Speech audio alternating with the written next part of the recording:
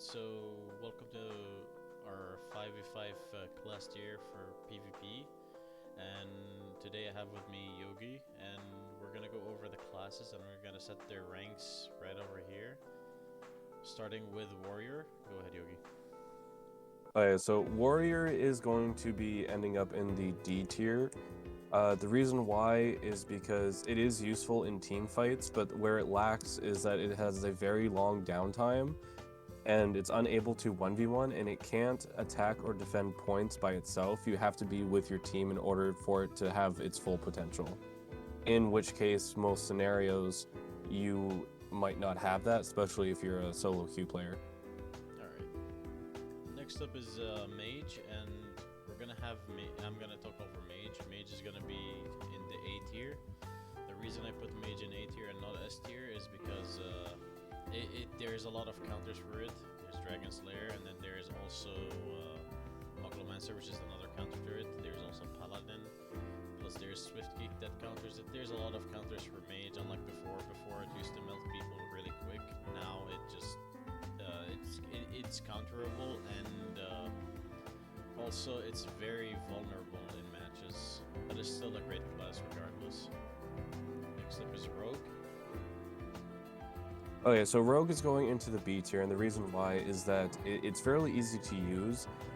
In team fights, it's useful, but it's not as useful in team fights as other classes. There's a little slow delay before you can ramp up your damage, but it's great for 1v1ing. You can attack points and you can defend points, but in a team fight situation, it's not as good as some of the other classes, and that's why it's going into the B tier. This class I would recommend if you're just playing solo, but if you're playing for your team, I wouldn't recommend it. I would recommend something that works better with a team. That's good. Alright, next up we have Healer. Healer is going to the A tier as well, and it's going to be behind Mage.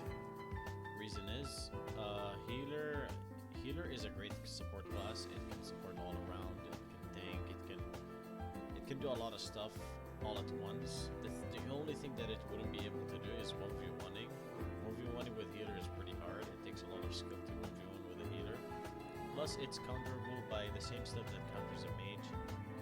Basically, a silence, damage reduction, swift kick, which slows your skills down, and especially silences or stuns, because it makes you reset your. If someone interrupts your skill with a silence or a stun, your skill is already gone and it's off cooldown, and the cooldown is pretty long. All right, next up is Ranger. Go ahead, Yogi.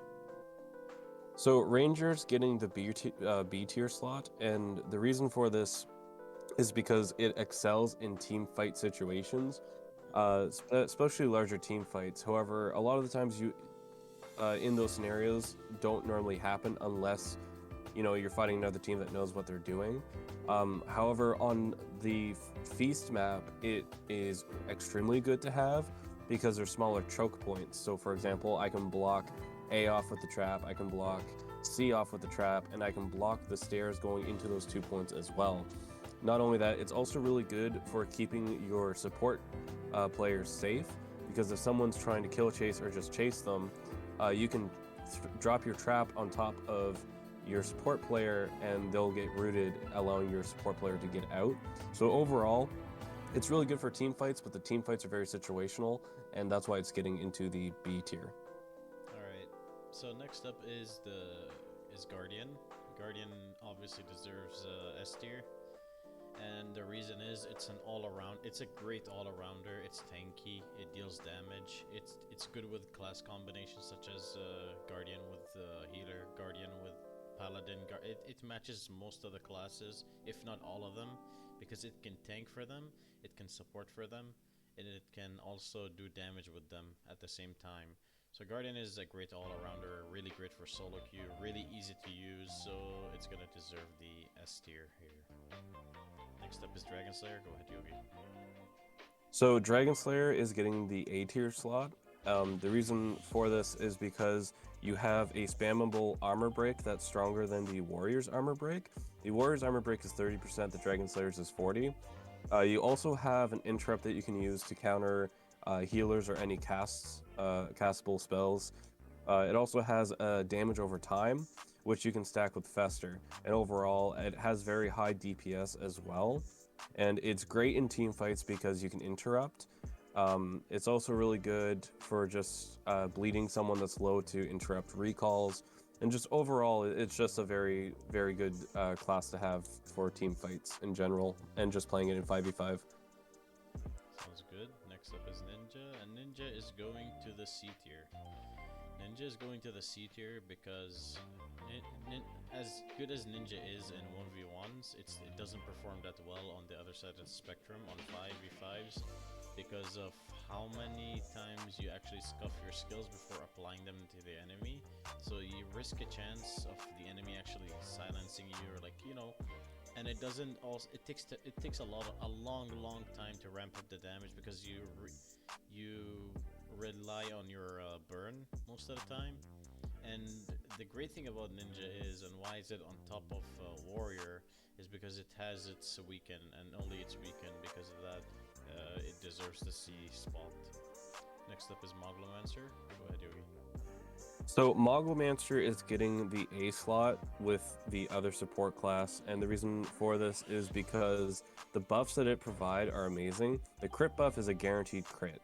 So because of this, you can make the Guardian heal guaranteed crit, you can make the healer class a guaranteed crit heal, and overall in a team fight, everyone having 100% crit is a lot of damage. However, in Falls, it's not as useful because everybody's spread out, but on Feast, where it's a smaller map, you can basically have uptime nearly 100% on your whole entire team because of how small the map is, making it a very, very good class to have just in general. Alright, next up is Necromancer. I'm placing Necromancer in the A tier. The reason is because it's actually useful most of the time. It deals a lot of damage. You're able to loop your armor break almost full time. So let's say you want to target someone and it's as tanky as a guardian, you can basically have your armor break on them constantly if you have your skeleton always up. And it's really great in the Feast map because you can just leave your skeleton and then move on to the other points to capture, while your skeleton actually supports your teammates at the same time. Next up is Paladin. Go ahead, Yogi. So Paladin's going to be getting the B slot. The reason why is because it's not as good as the healer or Moglo, because healer and Moglo can put out more healing and it also provides more buffs, whereas Paladin is a better healer in terms of smaller team fights because you can only shield one person and you can only heal one person, and when your heal and shield are on someone else, you can't you're basically vulnerable, which means you can die pretty quickly as well, whereas healer and Moglo has ways around that. Not only that, Moglo has an AoE shield versus Paladin's only single target shield, so that's why it's going on B. Even though it's very tanky and it can be useful, it does get outranked by healer and Moglo. And next up is Pirate. Let's get to the nitty and gritty, and we'll put this on S tier. The reason why Pirate is S tier, I think, as everyone knows, it just does a lot of damage. The raw damage dealt by Pirate is insane, and it has a slow as well, which could be really annoying against melee players. And also, being able to use Pirate takes nothing. It takes essentially nothing. You don't need to aim your skills like you need to do with a ranger or like healer or like any other class, and you don't actually need to do anything. You just press your skills. As long as you look at the enemy, you'll be able to deal damage, and it does berserker damage while being unranged, which is insane. So that's why it deserves the S spot. Next up is Samurai. Go ahead, Yogi. Okay, so I played a lot of Samurai when it came out for fives, and it's going into the S plus tier. And the reason why is because not only does it dish out so much damage, soon as you start getting into the 20-30 range of your damage stack, you will hit basically as hard as a lucky shot passively, which is an insane amount of damage. Not only that, in team fights, this class can basically guarantee you a kill soon as they hit 40% health.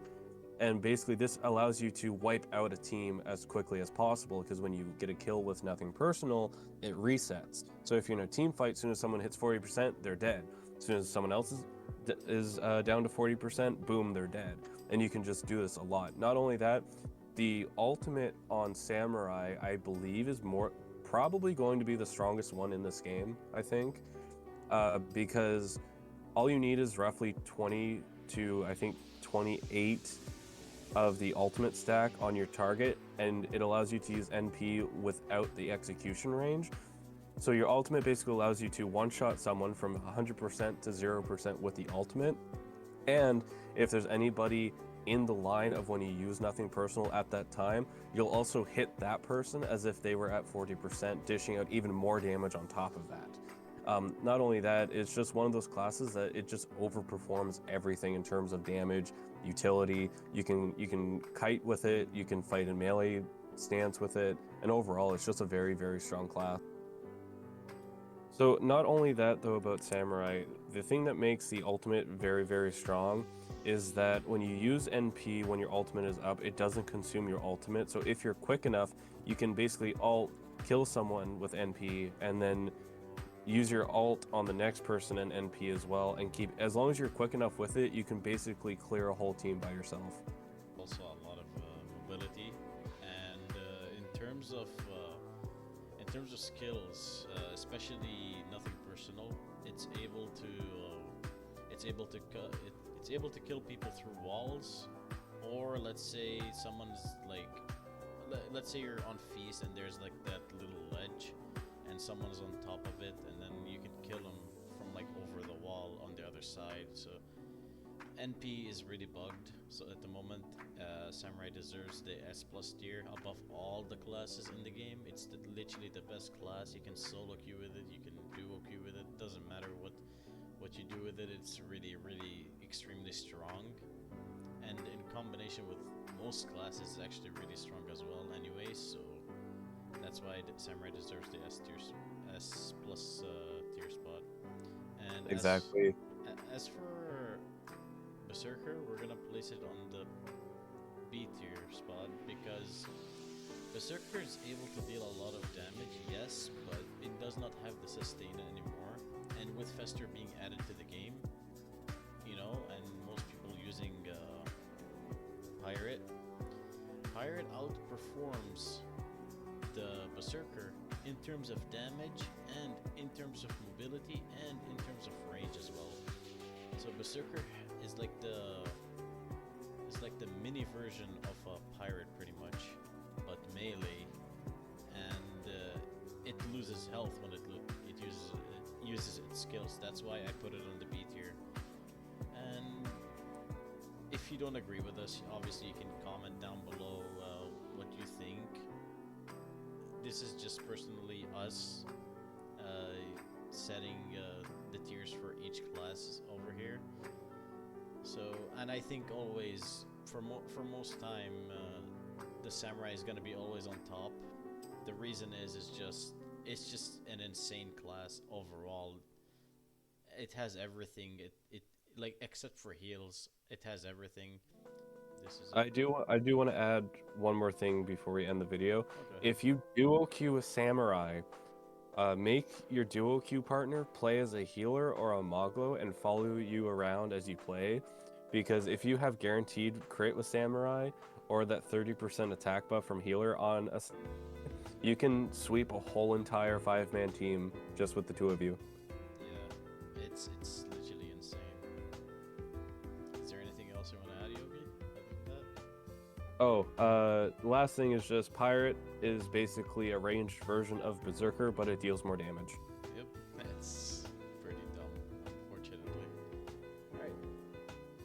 With that being said, if there's anything you want to comment down below, ask some questions, ask why did we place this here, why did we place this there, and we went off on a list of stuff personally to explain, like, why did we put these classes where we put them. The reason is we went off of ease of use, the difficulty in general, which means you're with the skills, movement, aiming, etc. And we went off of also supporting teammates, which is tanking, healing, applying debuffs to enemies, applying buffs to allies, and also class compatibility. How does it perform in 1v1s and 5v5s? And that's how we ranked these classes right here. If there's anything else you guys want to add, comment it down below, and until next time.